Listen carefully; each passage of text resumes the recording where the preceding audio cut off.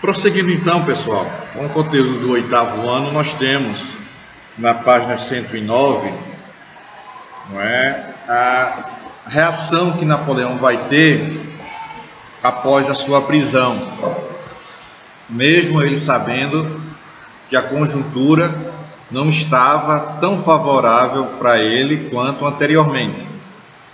E aí ele vai começar a visar a possibilidade de seu retorno, e esse retorno não vai ser uma mera especulação. Ele vai voltar ao poder. De que forma? De que maneira? Vamos lá.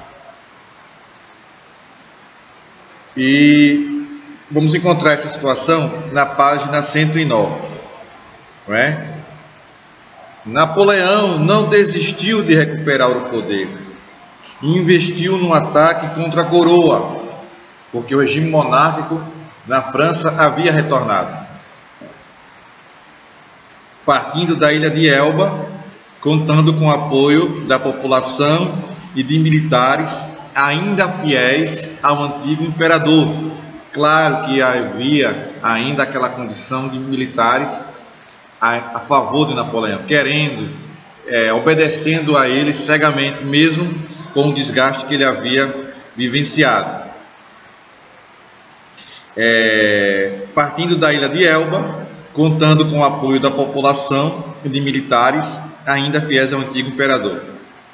De início foi bem sucedido ele e conseguiu instalar, página 109, 8º ano, seu governo novamente, num episódio que ficou conhecido como governo de 100 dias. Contudo, partidários da monarquia, com o apoio da Inglaterra, se organizaram e na Batalha de Waterloo, em 1815, impuseram uma derrota final a Bonaparte, através do exército inglês e prussiano. Como eu havia dito, não é? Outras nações se articulavam para não deixar que o Império Napoleônico crescesse. Já havia tido um baque com a derrota para os russos, saída de Napoleão, e esse retorno dele não vai durar muito tempo, vai durar somente 100 dias, e os ingleses e prussianos conseguem derrotá-lo. E na página 109 diz assim, prossegue aí, muito bem, acompanhe a leitura aí. Isso, muito bem. Napoleão foi exilado mais uma vez, dessa vez na ilha de Santa Helena, onde veio a falecer em 1821. Veio falecer em 1821. O que é que temos aqui? Na página 110, nós temos o Congresso de Viena. Esse Congresso de Viena é a finalização do conteúdo do Império Napoleônico. Por que esse nome, Congresso de Viena? O Congresso de Viena foi um congresso para que os países europeus pudessem agora se organizar seu mapa. Por que o mapa? Porque alguns territórios estavam sob domínio de Napoleão. Como é que seria esse resgate, a nova composição geográfica e como seria as punições para a França e os descendentes de Napoleão que poderiam se organizar novamente dentro da França, promover um golpe e restaurar a situação do Império Napoleônico. Vamos observar. Então, dessa maneira, havia ali uma espécie de fragilidade demonstrada pelo regime monárquico, né? Uma fragilidade muito grande. O que é que temos aqui? Congresso de Viena, página 110.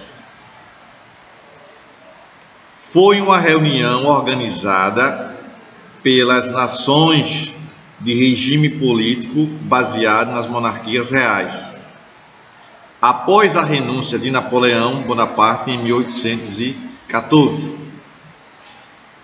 Visavam combater outro regime tido como republicano ou revolucionário que ameaçasse as estruturas monárquicas das nações europeias.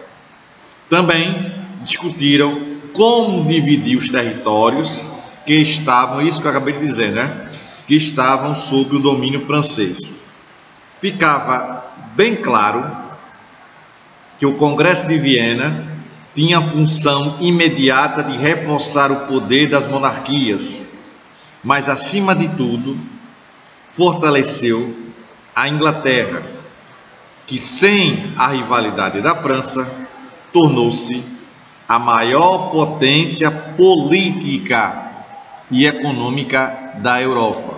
Então, você tem aí a França em queda, em declínio, e do ponto de vista de força política e econômica, a Inglaterra consolidada, sozinha na Europa, com toda essa força, não é? O Congresso de Viena ainda, na página 110, diz assim: o Congresso de Viena teve uma paralisação durante o governo de 100 dias, mas foi retomado em 1815, após a derrota final do imperador. Sendo um congresso diplomático, tentava restaurar a todo custo as fronteiras políticas e geográficas existentes antes da Revolução Francesa de 1789. Outro objetivo central era evitar qualquer possibilidade de que ideias liberais e revolucionárias retornassem ao debate central na Europa. Temendo isso, os partidários da monarquia decidiram que seriam elaboradas constituições que garantissem alguns direitos para a burguesia e o povo, mas que, ao mesmo tempo, não enfraquecessem os regimes monárquicos. Ficou decidido que a França teria de pagar uma indenização, além de perder boa parte do seu território, viu? Pegue aí um marcador de texto, um lápis, grafite, mais uma vez. Você vai colocar: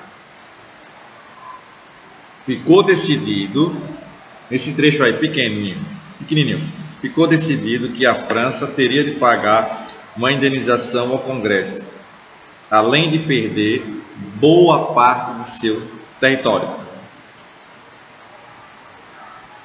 Continuando, as consequências do fim do Império Napoleônico para a Europa ficaram bem claras, principalmente o fortalecimento de uma potência, a Inglaterra. Os congressistas tomaram, entre outras, duas decisões importantes. A primeira, veja a decisão importante desse Congresso de Viena. A primeira, relatava que, de fato, a divisão territorial deveria retornar para o modelo anterior ao da Revolução. Então, a decisão ficou no Congresso de Viena que deveria ser retomado o regime monárquico, beneficiando nações monárquicas como Rússia, Áustria, Prússia, Inglaterra. Países como Espanha e Portugal tiveram seu rei colocado de volta ao poder, com o compromisso de apoiar a Inglaterra. A segunda decisão garantiu às nações que estiveram em combate e foram vitoriosas, como Inglaterra, Rússia e Prússia, o direito de colonizar outras regiões, principalmente a Ásia e a África.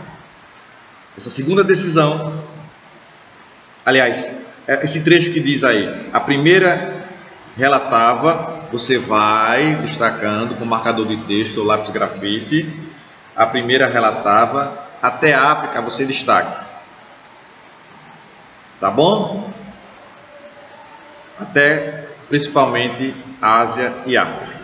Pois bem, no mapa da página 111, nós temos aqui as mudanças que ocorreram na Europa por conta do Império Napoleônico e também por conta do seu fim. As regiões agora que passam a formar reinos, e a que tipo de império vai pertencer? Quais impérios irão pertencer? Aí tem o reino Império Russo, Austríaco, Prussiano, Dinamarquês e o reino da Sardenha, que logo depois de algum tempo, pouco mais de 100 anos, vai se transformar no território que pertence à Itália. Na página 111 tem ainda assim: Com seus interesses garantidos no Congresso de Viena, a coroa inglesa se retirou, deixando a cargo da Rússia, da Prússia e da Áustria a aplicação das decisões tomadas. Essas três nações então organizaram a Santa Aliança, que teria a função inclusive de combater as ideias liberais, combater qualquer tipo de ideia liberal, qualquer alteração que fosse surgir. A Santa Aliança, a formação desses três países, Rússia, Prússia e Áustria, ia fazer com que isso acontecesse. Tá bom? Façam aí a atividade da página 111. 111. Forte abraço a todos. Essa atividadezinha que tem aí. Forte abraço a todos. Tchau para vocês e até a próxima. Tchau, pessoal.